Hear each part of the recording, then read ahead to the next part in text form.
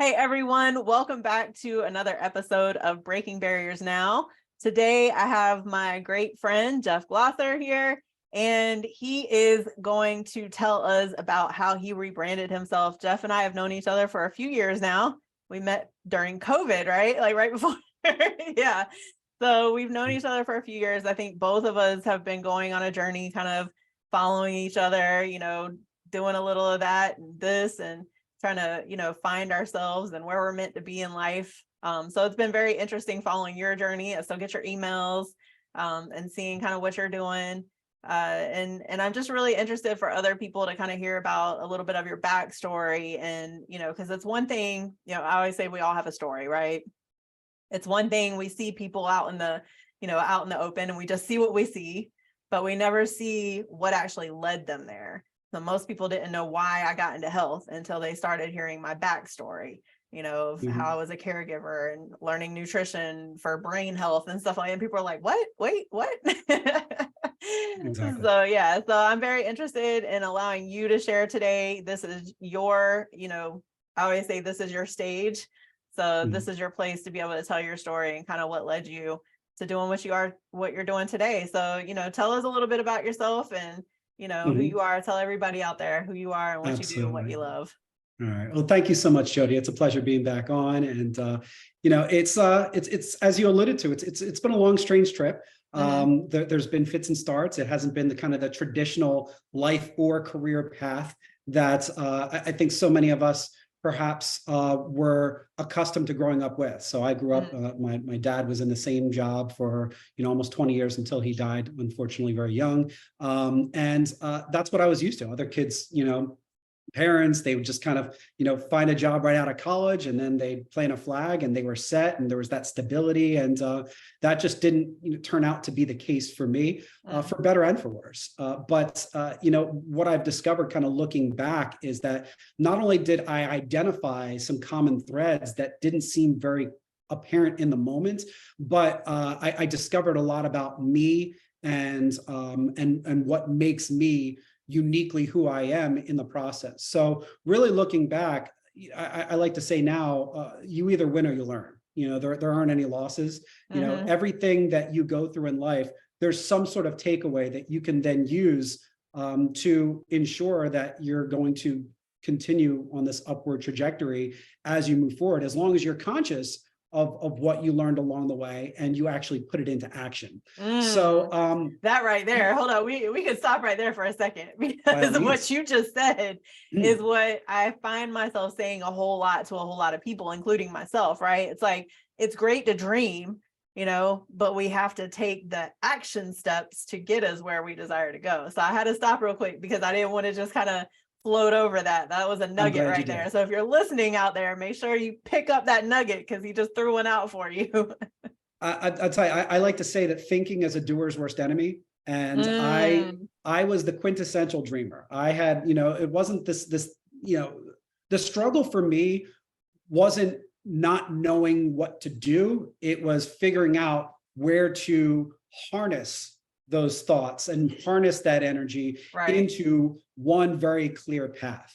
And for me growing up, I was textbook ADD. I didn't get diagnosed until well into my 20s, but I had chased the shiny object syndrome. There were a lot of things that I love to do. We're all like that sometimes. I think, especially creatives, especially people in service industries, those that want to help others, then, we have a lot of passions, we have a lot of interests, and sometimes it can be very difficult trying to kind of get it all kind of compartmentalized and have the clarity that we so desperately need. So for me, growing up, I knew I wanted to be kind of in the public in some way, shape, or form. Initially as an athlete, I was always a big sports guy. That's something I inherited from my dad. He was a big sports fan too. And by the time I got to high school, there was a reality check. I realized that I was too small, too short, too skinny, got winded too easily, and it probably just wasn't in the cards for me to be an athlete. However, I also discovered that I was a very good writer. I enjoyed writing and got great reviews from my writing in school, whether it be English class or in the school newspaper. So I decided the next best thing was, well, I can write about sports if I can't play them professionally. So that was kind of what set off my sights for college and beyond. Became sports editor and ultimately the editor-in-chief of my school newspaper, and everything was kind of lining up nicely. Got an internship at the Times Union here in Jacksonville, and this is where the ADD now kicks in. So patience has never been one of my biggest virtues. And yeah, I think that's where you and I align a lot. Right. It's like, how come this isn't happening? I'm doing all the right things. All right, this should be appearing right in front of me right now. What gives? So after maybe 2 or 3 weeks of searching and not finding anything that was, ready for the taking, perhaps serendipitously, there was an opportunity to work as a leadership consultant for my fraternity. So I had someone that I was in the same fraternity with at school that wound up becoming a leadership consultant. He came back to visit, said, something, Jeff, this would be great for you. You should check it out. I wound up doing that. It was a once in a lifetime opportunity where for 2 years, I got to travel all over the country, technically the continent. I kind of slipped into Canada for a little bit and, made a stop in Mexico, but it was an amazing experience. I got to visit over 40 states, over 100 different campuses. And I had no intention of going back to school, but after visiting over 100 schools, and also at the time, the job market wasn't necessarily the best, I grew a little wistful of the experience and decided to go back. So went back to school. I knew that I didn't want to go back for journalism. It felt redundant to me. And again, it wouldn't hold my attention. But I've always been passionate about the arts as well. So in addition to sports, love the entertainment industry, movies, TV, film. So I went to film school and majored in screenwriting. After those 2 years, when half my class made the mass exodus out to Hollywood, I chickened out and stayed back. And it was at that point when I decided to pursue the initial career path of a journalist.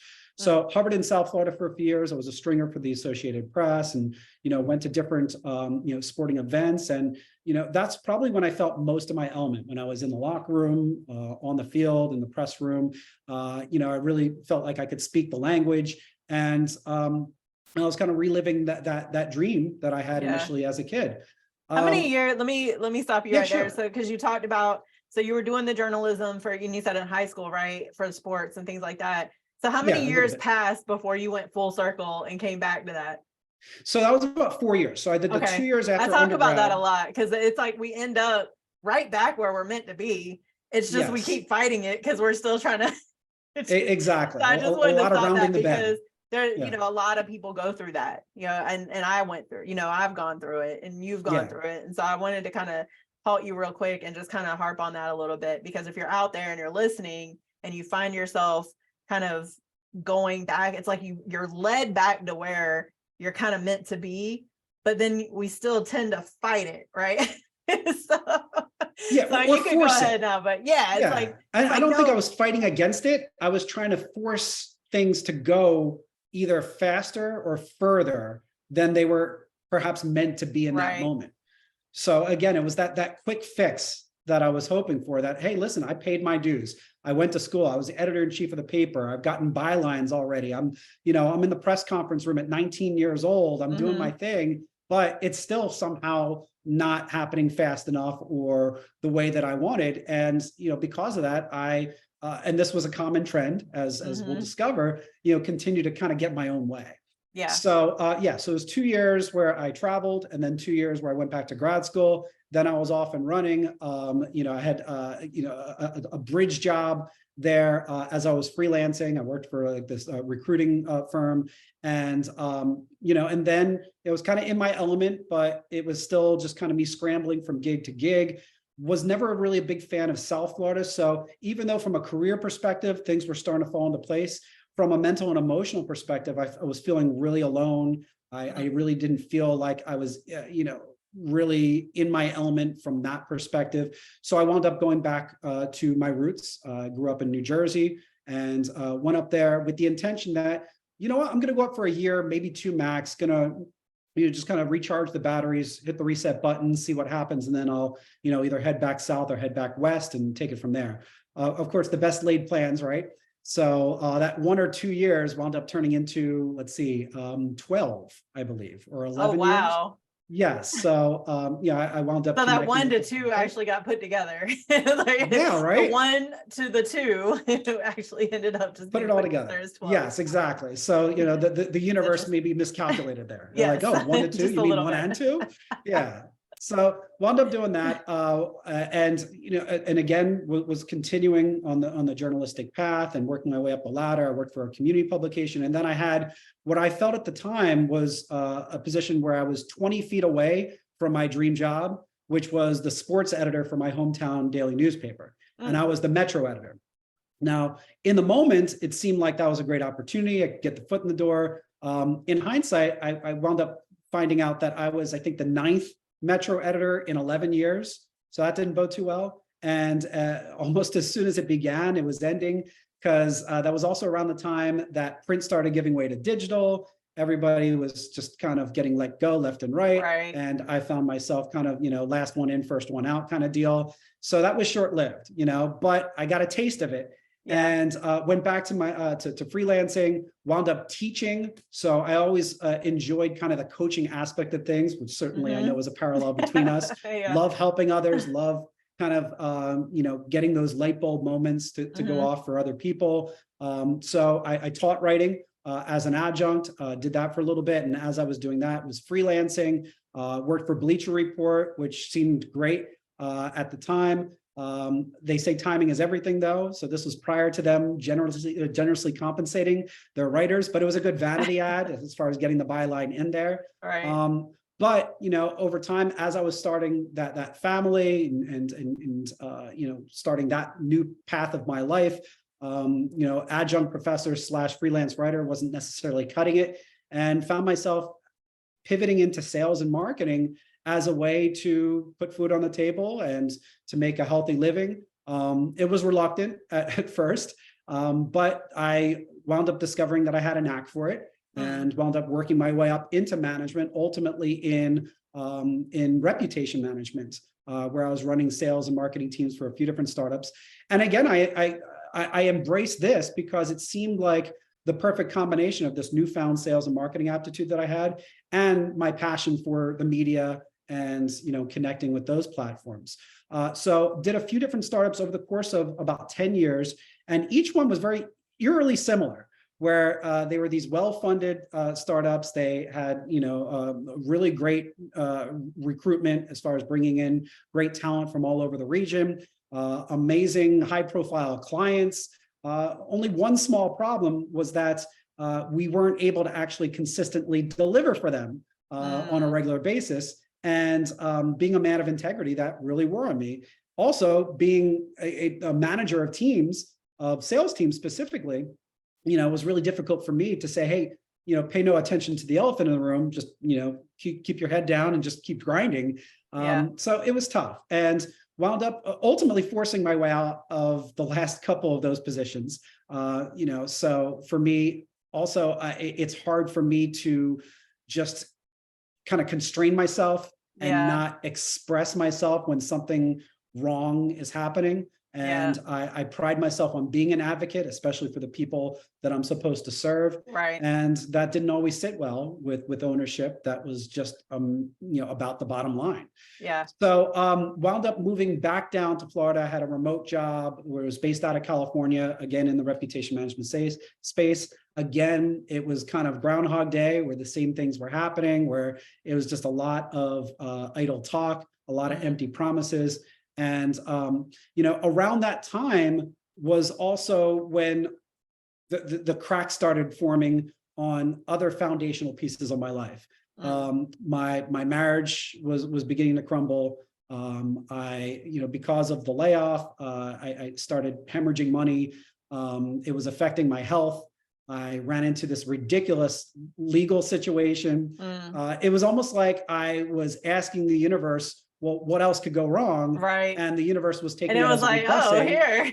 oh, since you asked, here you go. Asked. Try this as well. Yeah, never ask that question, you guys. I learned that. Never ask what else can go wrong, because there's a whole lot. We think it's bad in that moment, but it can get a whole lot worse. And that's the thing is at the end of the day, we are what we think about. And the more that we put out, those types of thoughts, Yeah. or any types of thoughts, the more that we're going to get like-minded thoughts back. So over these last few years, especially, I've become a huge believer in the law of attraction. You put out certain vibrations, you're going to get those vibrations coming back, good, bad, or indifferent. And, that's why it's so important for you to be conscious of what you're putting out there and realizing that there's a cause and effect to everything. So at that time, I certainly didn't realize that victim mentality that I was projecting and wondering why all this, all these bad things were continuing to happen. Right. But, it continued to compound to the point where I woke up on my birthday in 2019 to a panic attack. And that, certainly, if nothing else, is a wake-up call. That's not a good way to start your birthday. Not a good way to start your birthday. And funny enough, later that day, I was actually trying out for a play. I had been on stage since college, so it had been nearly 20 years, I think, at that point. So everything was just kind of coming at me at once. I was a couple months removed from the latest position I was in. Again, as mentioned, I was trying to salvage my marriage, trying to just kind of stay in the right mindset and, be in a good place physically, mentally, emotionally, but it was just all coming at me at once. And it was to the point where I just felt like I was drowning and I didn't know where to go next. And that was, as good of a wake-up call as any for me to get my act together. I had 2 small kids at that point that were counting on me to get my act together.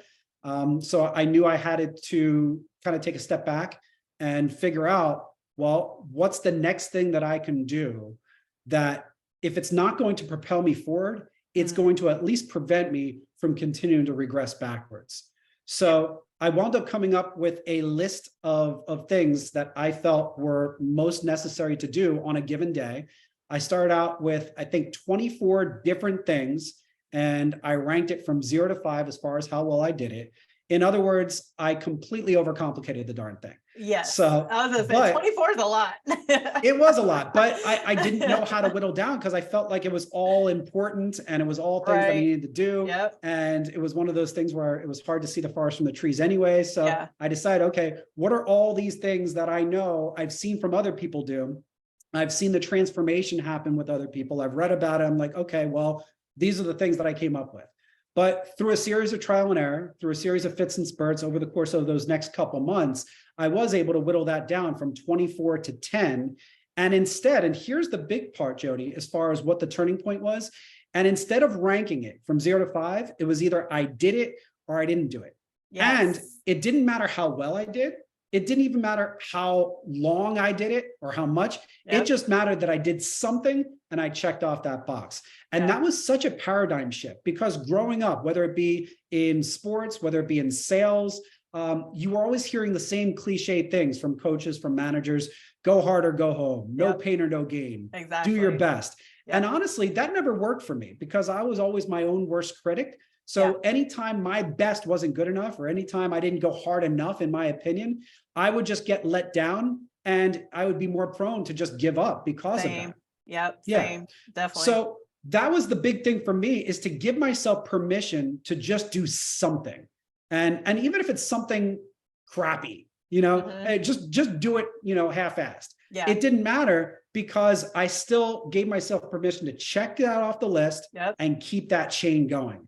And it was the consistency that wound up turning the tides for me, that over the course of time, that the bar naturally raised, as far as the floor, and momentum started organically happening. And again, we talked about that impatience. For me, it wasn't that quick fix, but again, I was trusting the process at this point. I was playing the long game. I had no choice. Here I was at this crossroads in life. I had to do something, and I had to just kind of stay in the moment to do it. And I couldn't afford to think too far ahead in the future, because who knows what the future was going to hold. And it didn't make any sense to look back in the past, because there's nothing I could do about it anyway. It's come and gone. So just kind of staying in the moment. And I guess the perfect example was with one of those habits was exercise. So I know you could appreciate this, being in your field, was growing up. Again, I was an aspiring athlete, but, small, skinny and all that. My mom wound up becoming a personal trainer in her 40s. So when my dad passed away at 39, that was her escapism. And that was her way of kind of, coping and finding something constructive to do. And she got really into it, wound up becoming a competitive bodybuilder, which I know you'll appreciate as well, which then turned into becoming a personal trainer. So I had, in high school, I had a full gym in my basement. But I also had 100 TV channels in my living room. That was the easier way out. The power of choice, right? It's like power of choice, yeah, for better and for worse. Choose. Which choice do I make? Do I make the easy choice? And we tend to make the easy choice, right? Like the hard choice was going and doing and trying to learn how to work out, right? But the easy choice and was I attempted it. The 100. Yes. Yeah. Well, I attempted. Well, here's the problem when you're working out with a professional personal trainer and they're your parents. And they're your mom. Yes. Yes. And they're your mom to boot specifically is that she kicked my butt. Yes. So I would be sore for days and it would be very humbling. Yeah. And I wasn't seeing the results. So I was like, wait, I'm all sore for this and I'm not getting muscles after a week, what gives? So yes, the easier choice was just to, watch MTV and ESPN upstairs instead. So that carried on with me into adulthood.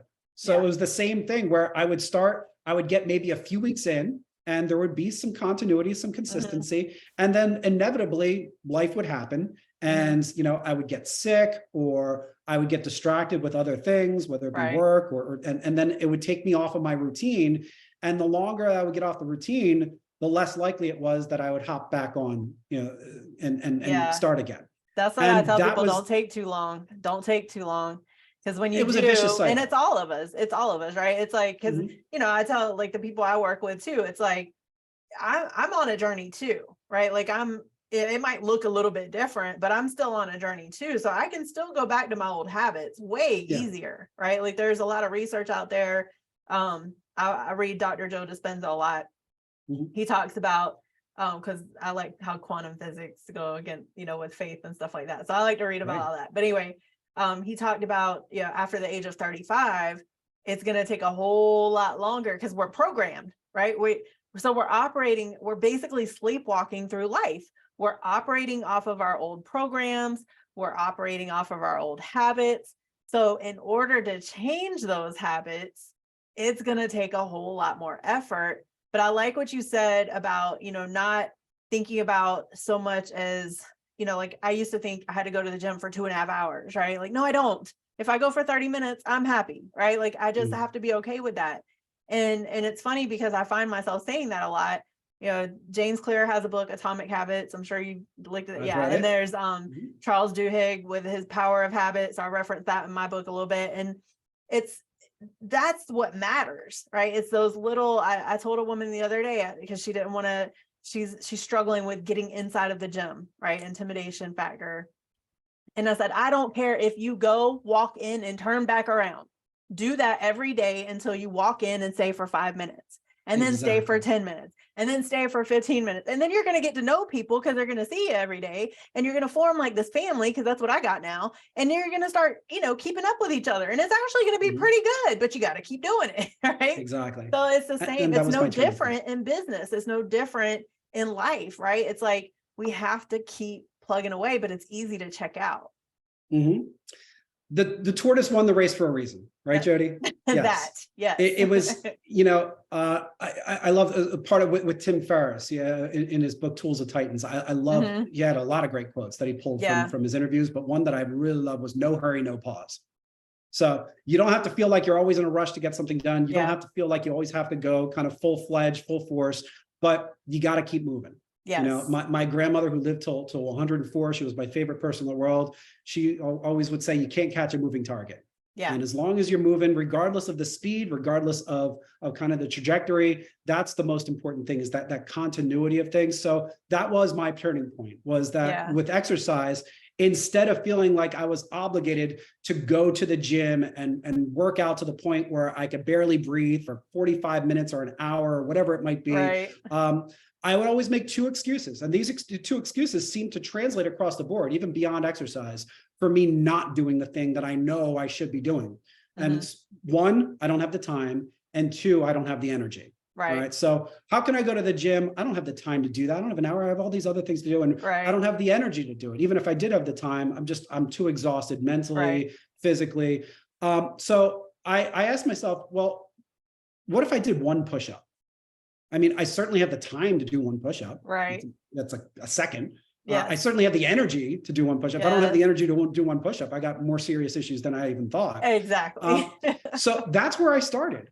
I started with one push-up. And what would happen inevitably is that, well, I'm already here. I might as well do a set of push-ups. Yeah. All right. Well, this is starting to feel good. Getting the blood flowing. Might as well do a few sets. Before you know it, I'm now at the point 4 years later where I'm exercising at least 30 to 45 minutes a day. And it's the point where if I don't do it, I feel completely off. Exactly. So me too. The script has been flipped. Yeah. Where it's now something that I embrace as opposed to doing it initially reluctantly. Yeah. But then giving myself permission to count that as a win if I just did one thing.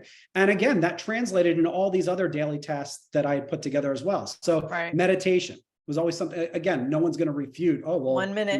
That's how I started. 1 minute. Can I sit? I was like, I can't sit still to save my life, but I can do it for 1 minute. For 1 minute. And even if I don't sit still, can I observe me not sitting still? Yes. Can I just be in silence, observe my thoughts and say, oh, okay, that's a thought. Oh, okay, that's that's an action or a feeling. Yeah. And to the point again, every day I'm typically meditating at least 15 minutes. And I can't tell you how much that's helped me as a person, as a human being. It's giving me more clarity. I'm no longer this angry person that I used to be. And that's a big part of it. That was a big component. And again, with every other thing, whether it be journaling, I'm a writer and I had the biggest imposter syndrome because here I'm a writer and I'm not writing every day. Again, the time or the energy or not knowing what to do. Well, can I write one sentence? It doesn't matter what that one sentence is. Write it, pat myself on the back, give myself permission to move on. And if something else occurs to me, then I can go back.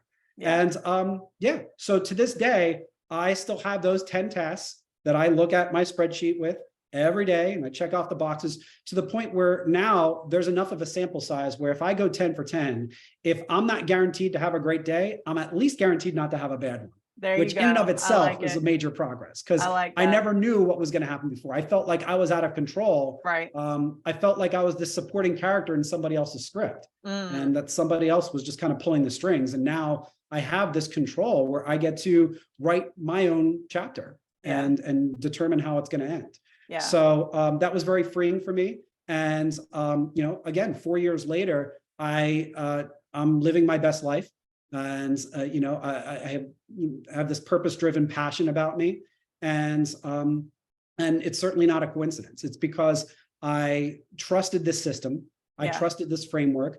I stopped putting so much pressure on myself to do a lot and just did something and just, allowed that process to kind of take off from there. Yeah.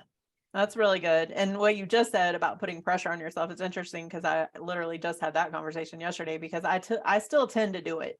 And that's why I have to have people around me that we were talking about mentors need mentors, coaches need coaches, right? Yeah. Keep it grounded. You have to have those people around you because again, it's very easy to go back to those old habits, right? Like, and I can have my checklist too, but I can still feel defeated if it doesn't look like I think it should look, right?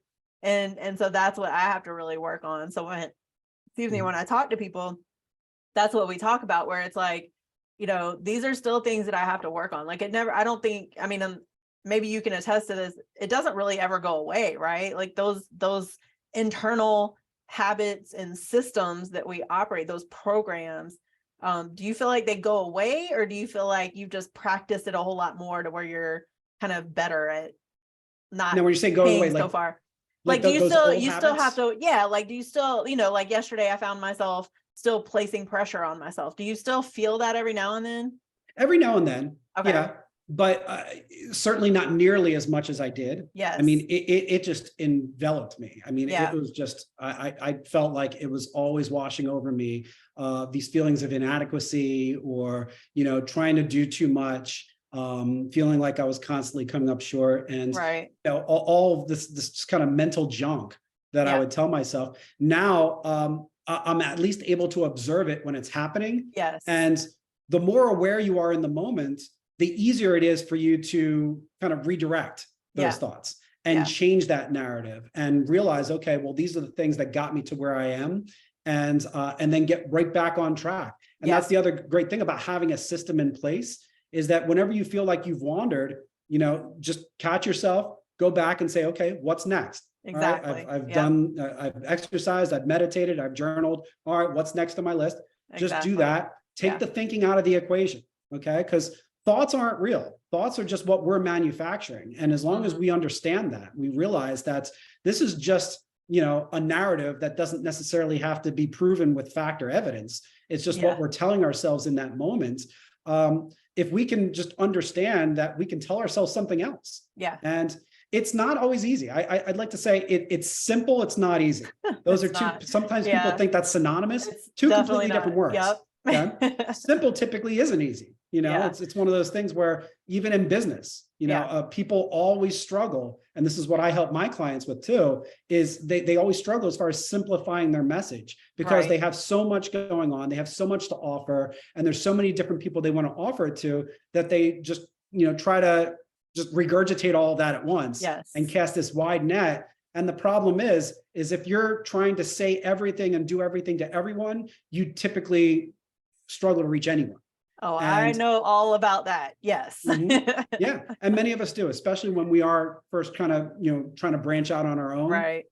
We want to try to be that all-encompassing person, and that person that, is that jack of all trades and can help here and help there. And especially when you have worn a variety of different hats over your career, it's this double-edged sword. Right. So for me, I came, a journalist background, sales, education. And it's one of those things where, okay, well, I can help in all those areas, but I can't just tell people, all right, here's the laundry list of things that I've done and that I can do, and expect that it's going to resonate with them, because I'm just kind of talking around them. I'm not talking directly to them. So it is so important, not only what you had said, as far as really finding your tribe to kind of keep you grounded and centered, of like-minded people, but to identify that specific kind of ideal avatar of a person that you most want to help. And it's typically someone like you. I mean, I don't think that's breaking news, but we're always trying to look to scratch our own itch, and figure out, all right, what did I need 4 years ago when I was at my lowest point? What was the type of person that could have helped me? What was the type of resources and guidance that I needed? And then figure out the way that I can replicate that and use it for others. No, that's huge. And I mean, even in like what you just said, I think about, because I like to work with teens a lot, especially teen girls. I like, because that's, I was a teen girl, right? You sure were. But like you said, I know that I needed certain things, and I didn't always get those things. So what can I do to help, these young girls get those things? And I have a teen daughter, right? So that kind of pushes me to go there a little bit more. And then when I started mentoring other personal trainers, that's what it is. It's like, I know what I didn't know back then, right? And I was kind of failing forward fast and getting very overwhelmed and not understanding where I could kind of put my knowledge or things that I could do outside of just training people in the gym. And so now, I'm like, okay, well, what could I have used? Okay, well, I want to be that person. But like you said, we do have to be careful with all the hats, right? Because like I was telling somebody, I had to be 20 people in the military. So I got out of the military still trying to be 20 people, because that was what was normal for me, right? Yeah. And so I really had to work against that. I had to work against no longer trying to be 20 people, because what happened was trying to be 20 people finally led me to a really dark place and emotional overwhelm. And so I had a mentor. He said, Jody, he said, you do a lot of things. He said, with everything that you do, what are you trying to accomplish? And so I thought about it, and I kind of, I had to sit on it for a little while. And I said, with everything that I do, I'm on a mission to save lives and lessen emotional overwhelm. And he said, there you go. He said, that's all you got to say. But before, I would go and speak and whatever. Oh, what do you do? Right. Oh, I'm personal trainer, nutrition coach, right? Like you're naming them off. Yes. And so exactly your point, to your point. So that's what happens. We can actually tend to overwhelm ourselves, and we don't need to. we're making it harder than we need to make it. Mhm. You know, Yeah. because we're trying to be everything for everybody. And I've had to really work on this too, you know, and incidentally, you know, coincidentally enough, I had a guy the other day, he said, "Hey, you wrote a book. Can you help me with blah?" And I said, "You know, I don't do that, but I have a friend that does." And I had to push that Mhm. off. Now, could I help him? Sure. But that's not Yeah. that's not where I Because then it's taking you off live. track. And that, Yes. but I And used to do before you that. know So it, you your were 1 year talking, turns into 11, right? and Yeah. that's what So, happened, right? That's mhm. when so you're talking about chasing the shiny things. And Mhm. it's funny, I have one of my mentors, he's the founder of Convene, which is actually a sponsor for the show. I'll give him a shout out real quick. But Mhm. he said, "Jody, one day you need to create that course." he said, Yeah. you need to create that course about chasing the shiny things. And I said, "But I have to bring in income for my family." So that, I think sometimes we get very driven off of the wrong thing, right? We're driven away from our purpose because we're looking at, "Oh, I got to make sure I pay the bills." And Mhm. I encounter this, and you probably do too, with a lot of business owners or people that don't quite own a business, but they want to, or they say they want to, right? But they Mhm. can't because they're still over here, and they can't truly operate in their purpose because they're so focused on what they have to do. And so that's where what you were saying about the habit. So I say, hey, every 20 minutes counts, right? Right. If you can work this for 20 minutes and work your day job so you can pay your bills, guess what? In 5 years, that 20 minutes is going to add up every day, You're right? moving the needle, but at least you're Yeah, doing something as opposed to just exactly. dwelling on why you don't have that time, Yeah, the energy, the yeah, luxury of doing what you want to do is, you know, life happens and there's certain things that of course are going to be out of our control. right. But we also need to realize there are things that are more within our power than we probably give ourselves credit for. That's And true. those are the things, like you said, if we could even carve out 10 minutes a day for this one thing that we've been putting off, Right, well, that's compounding interest right there. And those 10 minutes added up over time is going to get you significantly further than you were when you were just kind of, hoping for something to turn around. right, So we can't just keep waiting for that big moment to happen. right. Sometimes you just have to take action and realize that those actions are going to lead to something really special as a result. I love the quote, big doors swing on small hinges. So you were talking before as Nice. far as just kind of finding that small thing. Right. Sometimes it's that small thing that makes the biggest impact. Yes. Figure out what is the connector that kind of brings all of those things together. So as you were mentioning with your story, Jody, what is that big problem that you want to come in and solve? Yeah. And whatever that big problem is, that can still be the small hinge that connects everything else together. Okay. Well, is it related to this one common denominator? And if it's not, well, that makes it a lot easier for us to realize, okay, well, this is going to take me off the game, take my eye Mhm. off the ball. And Yeah. therefore, it's probably not something that I should be putting any of my time and energy into right now. Yeah. And, once you identify that common denominator, that purpose-driven passion, the clarity just starts coming in, you know, Yeah. free flowing. Yeah. And that's when you can start working your life around that common denominator and start putting those pieces together. Yeah. And then collaboration, right? Like we need to know if I don't desire to spend my time and effort in that place, I want to be able to say, hey, I have a friend that does this, right? Like somebody comes to me and they say, hey, I need help with marketing, rebranding, things like that. I got my friend Jeff over here though. He's really good at that, right? So Perfect. let's talk a little bit about, let's kind of transition into, because we've dropped a lot of nuggets today for everybody that's going to be listening to this, but I want to kind of transition to like, okay, so out of all those things that you were doing, what put you where you are now? Because that's what you're doing. You're helping people Yeah. tell their stories, right? You're Yeah. kind of helping them frame it to where they can actually put it out there where people actually want to listen. So what Right. kind of got you to that point? Well, once I was able to get my life back in order, credit to the daily task list, then I knew the next step was, all right, well, how can I restart the career and Right. figure out where to go from there? And as we had talked about, sometimes we can't always have exactly what we want at the time that we want it, but we at least need to do something to kind of keep the wheels going and make sure that we have a stable foundation. So Right. I wound up taking another bridge job, as I like to call that helped to kind of pay the bills, put food on the table. And throughout that, it was really a discovery process of me figuring out, okay, well, what's the next thing that I want to embrace? And as mentioned, there were a few different things that I enjoyed doing. There were aspects that I can pull from each one of these hats that I could potentially leverage. Right. But upon taking inventory of those different roles that I had held over the course of my career, the one common through line that was very evident was storytelling. So whether it be as a journalist, whether it be as a teacher, as a salesperson, as a manager or a trainer, if you don't have a compelling story that resonates with your intended audience, it really doesn't matter what else you bring to the table. You can have all the other bells and whistles in the world. It's typically going to fall upon deaf ears. So I led with that. I leaned into that as I was, connecting with other people in my network. And on more than a couple of occasions, I received a suggestion that, oh, well, that sounds like Donald Miller's works. You should check out Building a Story Brand.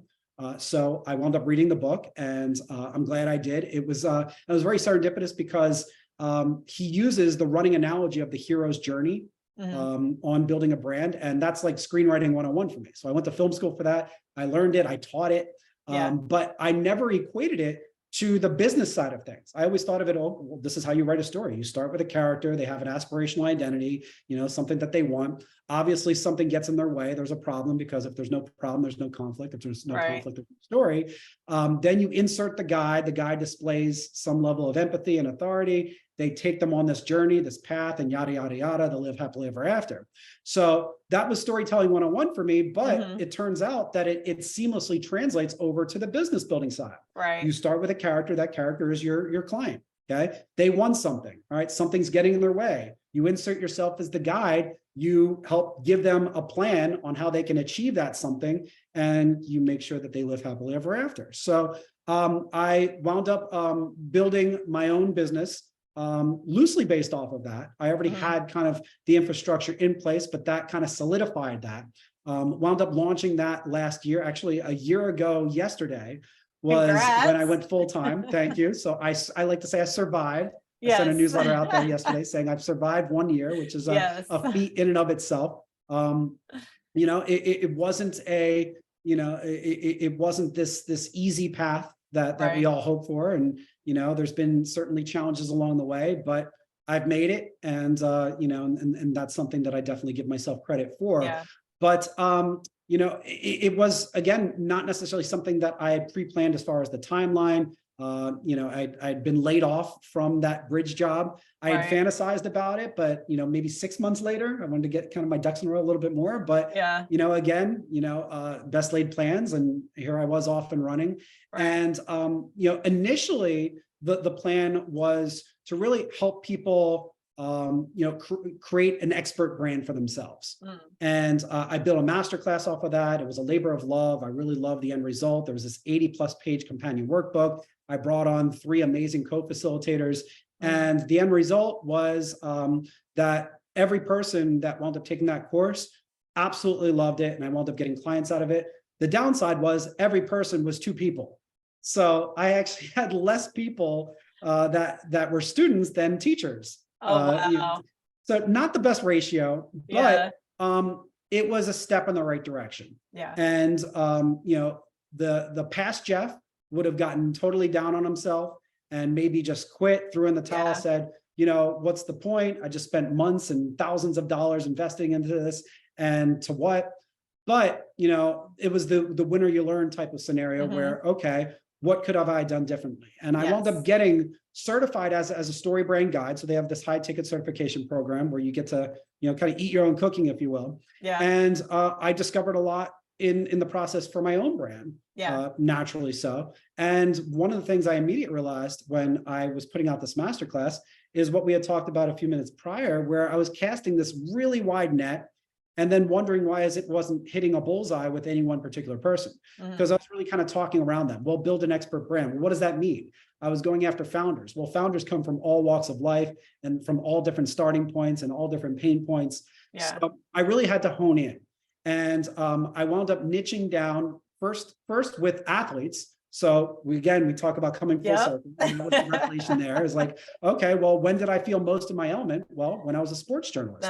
So I catered to them. I wound up getting my first client in that space, a former New York Giant. great guy, again, purpose-driven, very passionate about building this new business that helps others as well. So there was this level of altruism that really gravitated me toward him as well. Right. And in the first 30 days, I was able to get him 2 guest spots on podcasts. I was able to give him this content manifesto. So there's now clarity on his message and his audience. Right. We've had 2 meetings with an Emmy Award-winning Hollywood producer who's extremely interested in doing a reality show off of him and his business. And that's just in the first 30 days. So that's awesome. Now I have this proof of concept that I can go to market with and say, hey, listen, this is something that's replicable. I can do this for others. And also because of that, it wound up kind of organically widening the field a little bit more on its own. So now I had people coming to me and saying, well, do you do rebranding for people that aren't athletes? Well, yeah, of course I do. I mean, the framework really translates over, but I can't market to every single one of those people. So that's why it's good that I can show kind of deliverables, and then people will acknowledge that and then kind of take the initiative on their own. So now it has been kind of the buzzwords being rebranding and thought leadership, and helping people really kind of shine a spotlight on what makes them uniquely qualified to help others, which again, is something that I can certainly hold near and dear to myself, because that was, kind of the path that I was led on, and the mission that I've had. And, if I can help, anyone kind of even just discover what's driving them and what they're, so I learned a new word a couple weeks ago, and I might be killing it already, but I believe it's ikigai, and it's a Japanese word which loosely translates into. That sounds familiar. We were in Japan for a few years. I was like, I'm pretty sure I heard that. Then you should know. Yes. So tell me if I'm butchering it, but I believe it's ikigai, and if not, you can edit this out afterwards. No, you're good. You're good. And it loosely translates into your purpose driven, where purpose and passion kind of intersect. And I thought that was perfect. Is that I was searching for my ikigai, and now I'm helping others kind of find theirs as well. And that's what it really kind of comes down to is, first and foremost, make sure that the inner work is done, because it's like when you're on an airplane, they say, well, in case of an emergency, help yourself first, then help, somebody else that needs your support, because you're no good to anyone else unless you're any good to yourself. That really is the case. And when I was in my darkest moments, all the time. Yeah. And it's so true. Even when I was at my darkest point and I wanted to make a difference for somebody else, it took a lot of swallowing of pride and a lot of humility for me to say, you know what, right now it's okay for me to be helped as opposed to me being the helper. Right now, I need to put the work in for myself. I need to do that exercising, whether it be of the body or the brain or the emotions, etc., in order for me to be the best version of myself for others. And and it has to go in that order in order for it to work. Yeah. Body, mind, soul. It's huge. And that, I mean, I do find myself saying that all the time. And of course I have to remind myself too, it's like, I can't take care of anyone if I'm not taking care of me. Right. And then I have to also be okay with saying, hey, I'm not okay right now, and that's something I never did, because I didn't know that it was okay to say that, right? Like no one told me it was okay to say that. So now I just say, hey, unapologetically, this is who I am. And I have it all together every single moment of every single day. I will never say that. Yeah, exactly. Some people and that's might what hide I started it better than learning. others. Yeah. Yes. Yeah. That's what I started learning, and maybe you've seen this too. It's like the more authentic we are, people are like, oh, so it's okay to be like that? That's okay. Yes, it's okay. It's freaking human. Like people are craving authenticity now more than ever, especially in this weird time that we're living in right now, where we have terms coined as fake news, and people are trying to put on a front and they aren't really who they are. People are seeking out that type of authenticity because it's validating. Yeah. And it's basically giving themselves permission to be themselves, right? As opposed to trying to be something that they think other people want them to be. Yeah. And people see through it now. Yeah. They really do. And I'll tell you, it was hard for me, like I'm sure it has been for you, to originally put myself out there. I've had a couple posts, especially this month being Mental Health Awareness Month. Yep. I shared I've been about posting a lot too. Yeah. Yeah. I shared a post about how I had another dark moment. It was in grad school when I felt more alone than ever before. Mhm. And, and there was no logic behind it. Yeah. And I had suicidal tendencies, and Yep. it was hard to reveal. It was hard to share. But I'll tell you, in the times that I had, more than pretty much any other content is when I've gotten the most favorable feedback. Yes. And it's been really rewarding for me, because these people that I thought they had their act together are coming Yeah. out of the work saying, I can relate. I've been through that Yes. too. I didn't realize that you went through that as well. And all of a Yes. sudden now you're forming this connection that you weren't even anticipating. You were Right. just putting that out there because I was doing that because I felt like I had to get something off my chest. Yeah. I had to, kind of normalize it Yeah. and destigmatize it. And, as a result, all these other people are coming out and saying, I get it. I've Yeah. been there. I understand, or I am there. Yeah. And, that more than anything else really made it worth it. Yeah. You know, Yeah. made me feel good about it. Yeah, and it's interesting because you asked me this earlier, and it kind of dawned on me now. I think mostly I tend to work great with people who are in service-based businesses, because we are usually kind of the ones that think that we have to put on the mask because we have to serve everybody else around us. And it's interesting, I was having this conversation not too long ago where I said, I thought I was going into real estate to help people buy and sell their houses, but I was actually going into real estate to help realtors be okay. And I Mhm. ended up, I've worked with a couple of realtors and helped them, really thrive, because Mhm. now they're like, oh, I don't have to have it together 24/7. I don't have to grind it out until I'm blue in the face, or feeling overwhelmed or exhausted.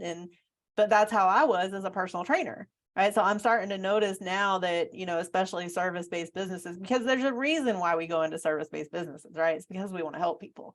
And so all Exactly. of us in these businesses, it's very easy. You're talking about simple and easy, right? It's very easy for us to just put on the mask and keep trucking, right? Because Right. we got to show up for everybody else. But like you said earlier, and this is something I always say too, we have to show up for ourselves. So sometimes we have to just be okay with saying, you know what, I'm not all right in this moment, but I will be. Just give me a moment. Like, Mhm. give me a moment to be human. and then Yeah. and then, in a few minutes I'll be fine. Right. And I've had to learn how to do that. And I've noticed that a lot of other people, it's like they were yearning for that. Like you said, it's like they're just waiting on somebody to tell them it's okay to do that. Yeah. And Yeah. and it's And crazy. that's why it's so important, like you had mentioned before, is really kind of finding your tribe and Yeah. realizing that Yeah. you are not alone. No matter Yes. how alone you feel in the moment, there are millions of people out Yeah. there that can relate, that can understand, and that are looking for somebody like you to validate themselves as well. So Yeah. that's kind of taking it outside of yourself, and a lot of times there's this ego thing that's involved with it, this pride thing for sure, of, Yes. well, I don't want to reveal this side of me because it's going to reveal this level of weakness. Yeah. And ironically enough, it's quite the contrary. Yeah. It's like now you become a stronger person for putting that out there Yeah. and allowing other people to really embrace it. Yeah. And I just thought about this quote, and it actually works in mental health as well, where on the back of the shirts, I remember, I used to work with a bunch of Marines and stuff like that, because I was, Mhm. around the military a lot, even after I got out. And on the back of the shirt, it would say pain is weakness leaving the body. Well, that was going towards like workouts and stuff like that. But if we think about it, it can actually be emotional as well, right? Like Oh when yeah. we're in pain, that is actually our weaknesses leaving the body. So that's not a Mhm. bad thing, right? Like it's not a bad thing, but we kind of create this facade of, oh well, if I'm going through, like you said, and it's easier, I think, for a lot of people to just kind of go into their own cocoon, right? Mhm. And, oh, I don't want anybody else to know that I'm going through this. But like you said, and what I've learned is the more that I share with other people, not only does it help me heal through things, but it's also helping other people say, oh, this is okay. Okay, I can relate to this. Oh, maybe, okay, so I'm not alone, right? Like you said, like, okay, now I'm not alone. And that is huge because, especially in the military with veterans, we talk about, the suicide rate. And I've had, people while I was in that had committed suicide and things Mhm. like that. And I've had my own suicidal tendencies, right? And I think about that a lot, and I'm like, if more of us would just speak out and say, hey, I'm not okay today. Somebody else. And so I actually posted that yesterday. I was like, I'm not okay right now. Right. Like it was something to that effect. And it's interesting because the outpour that I get from that is so amazing. And you can kind of, even in like social media where, social media, I always say social media can be used for positive or negative, right? Like we can put on a front and we can just show people all the great things, or we can actually use it for the greater good and show the reality of things, right? Like it's not always beautiful. Yeah, it's not always beautiful. And so I've really been focusing on trying to show that, right? Like it's not always going to be beautiful, and it's okay not to be okay all the time. And, I just love the fact that there's more of us doing that. And I think if we just continue to do that, we will, even though you're kind of helping people tell their story and rebranding and things like that, and I'm kind of focusing more on the health aspect of things. Interestingly enough, no matter what kind of area we're focusing on, the more we're sharing these things, we're still helping a ton of people, no matter what they're going through or what they're dealing with or what kind of thing that they're looking for in their life. We're still able to help them just by sharing. No doubt. The sandbox will never get too crowded when it comes to services such as these, platforms such as these, people such as us that are trying to help those out there that need it the most. There's always going to be a market for that, and that's not only great for job security, of course, but it's also, of course, quite rewarding, quite validating for what we do to know that there's always an opportunity to make a difference. Yeah. And the biggest thing I tell people, and I hope that people get this, before we get off here, I just want to say, and I want you to have a final word as well. But the biggest thing that I always tell people is don't be too proud. You said this about pride, right? Like, don't be too proud to ask for help, because honestly, if you're getting around the right people, you will never be judged for asking for help.